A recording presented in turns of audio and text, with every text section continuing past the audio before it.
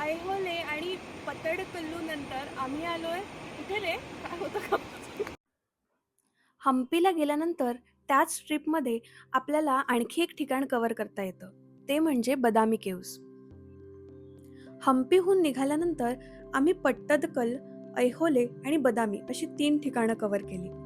पट्टदकल हे कर्नाटकातील बागलकोट जिल्ह्यामधील मलप्रभा नदीकाठी वसलेले एक जागतिक वारसा स्थळ आहे.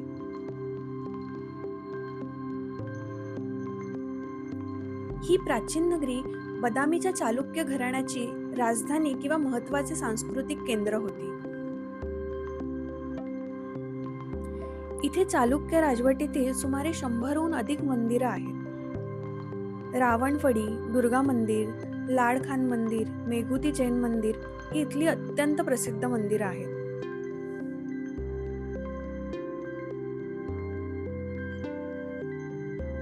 यापैकी ऐहोल हे भारतीय वास्तुकलेचे पाळणाघर मानले जाते.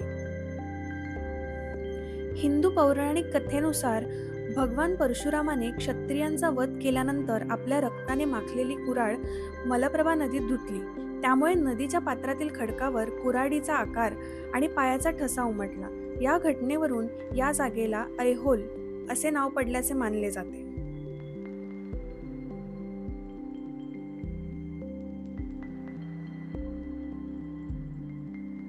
इथे आपल्याला उत्तर भारतीय नागर शैली आणि दक्षिण भारतीय द्रविड शैली या दोन्ही प्रकारच्या स्थापत्य कलांचे उत्कृष्ट मिश्रण पाहायला मिळते.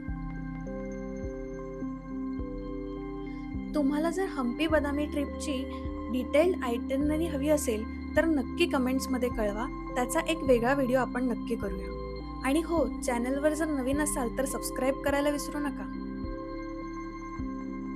आपल्याच भारतात असलेल्या पण तितक्याशा परिचित नसलेल्या ह्या ठिकाणांना भेट देताना आम्ही एकदम भारावून गेलो होतो. आणि त्यानंतर आम्ही पोहोचलो एका वेगळ्या दुनियेत, म्हणजेच बदामीच्या भूतनाथ मंदिरात. अगदी बाहुबलीच्या सेटवर गेल्याचा फील आला. आता आम्ही बदामी मधल्या भूतनाथ मंदिरात आलोय आणि खूप कमाल वातावरण आहे. त्याचबरोबर इथे छान सरोवर पण बघायला मिळतंय आणि मागे एक धबधबा सुद्धा आम्हाला बघायला मिळतोय. खूप मज्जा येते.